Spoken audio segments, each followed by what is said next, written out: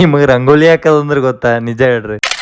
Summer time ಒಳಗ ಊಟಿ ಭಾಳ ತಣ್ಣಗಿರ್ತದ ಅಂತೇಳಿ ಎಲ್ಲರೂ ಇಲ್ಲಿ ಟ್ರಾವೆಲ್ ಮಾಡ್ಲತ್ತಾರ. ಇಲ್ಲಿ ಬಂದಿ ಮೇಲೆ ಹೇಳತ್ತಾರ ಬ್ರೋ ಬ್ಯಾಂಗ್ಳೂರ್ ಇಸ್ಸೆ ಬೆಟರ್ ಅಂತ. ಲಾಸ್ಟ್ ವೀಕ್ ಟೀ ಫ್ಯಾಕ್ಟ್ರಿ ಬಂದಾಗ ಬರೀ ಟೀ ಮಾಡೋ ಪ್ರೊಸೆಸ್ ಅಷ್ಟೇ ನೋಡಿನ್ರಿ. ಈ ಸರ ಸ್ವಲ್ಪ ಸುತ್ತಮುತ್ತ ನೋಡಮಂತ ನೋಡ್ಲತ್ತೀನ್ರಿ. ಅಲ್ರಿ ಇಲ್ಲಿ ಬಂದ್ ನೋಡ್ಲಕ್ ಜಾಗನೇ ಸ್ವಲ್ಪ ಅದ್ರಾಗ ಅಣ್ಣ ಇಷ್ಟು ಸಂಧಿ ಒಳಗ್ ಕೈ ಹಾಕಿ ಬರ್ದಾನಪ್ಪ ಅಂತಂದ್ರ ಅಣ್ಣನ್ ಪೇಶನ್ಸ್ ಲೆವೆಲ್ ಯಾರ ರೇಂಜಿಗೆ ಇರ್ಬೇಕಪ್ಪ ಅಂತೇಳಿ ಯೋಚನೆ ಮಾಡಿದ್ರಿ ಒಂದ್ ಸೆಕೆಂಡ್.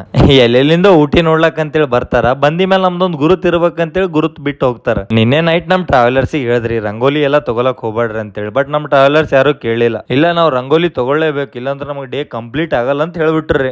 ಎಲ್ರು ಕುಂತ್ ರಂಗೋಲಿ ತಗೊಳಕ್ ಚಾಲು ಮಾಡ್ಬಿಟ್ಟಾರ್ರಿ. ಅದ್ರಾಗ ಒಬ್ಬ ಅಣ್ಣ ಜಾಸ್ತಿ ರಂಗೋಲಿ ತಗೊಂಡ್ಬಿಟ್ಟಾನ್ರಿ. ಪ್ರಾಬ್ಲಮ್ ಏನಪ್ಪಾ ಅಂತಂದ್ರ ರಂಗೋಲಿ ತಗೊಂಡಿದಲ್ರಿ, ಎಲ್ಲಿ ಮಲ್ಕೋತಾನಲ್ರಿ ಅಲ್ಲೇ ರಂಗೋಲಿ ಹಾಕ್ಬಿಟ್ಟನ್ರಿ. ಇವತ್ ಫುಲ್ ದಿವಸ ಅವ್ನ ಮುಖ ನೋಡ್ಬೇಕಿತ್ರಿ. ಆಮೇಲೆ ನಾ ಹೇಳ್ತಾನ್ರಿ ಇನ್ಮೇಲೆ ನಾನ್ ರಂಗೋಲಿನೇ ತಗೊಳೋದ್ ಬಿಟ್ಬಿಡ್ತೀನಿ ಬ್ರೋ ಅಂತ. ಯಾವ ರಂಗೋಲಿ ಬಗ್ಗೆ ಹೇಳತ್ತೀನಿ ಅಂತೇಳಿ ಗೊತ್ತಾಯ್ತಲ್ಲ. ನಮಸ್ಕಾರ ರೀ ಎಲ್ಲ ದೊಡ್ಡ ಮಂದಿಗೆ. ಅಣ್ಣ ನನ್ನ ಕೈಲಿ ಆಯ್ತಾ ಇಲ್ಲ, ಅಯ್ಯೋ ಅಣ್ಣ ನಾನ್ ಸತ್ತೋದಂಗ ಆಗೋಯ್ತಾ ಇದ್ದೇನೆ ಅಣ್ಣ.